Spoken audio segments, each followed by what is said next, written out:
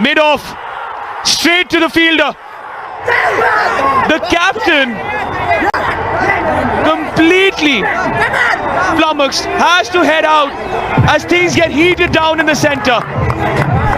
It's a big wicket, massive wicket. They're all loving it, but just a little delay. They're gonna make the batter wait.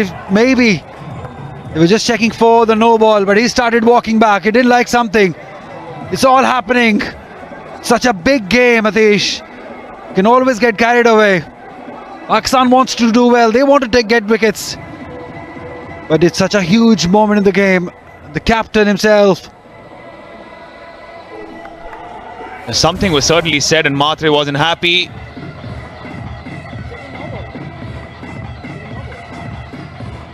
Yeah, he should be safe. He should be safe.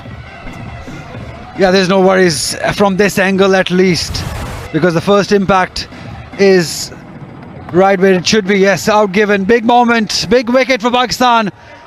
The very talented Ayush Mahtre walks back, scoring 2, 32 for 1.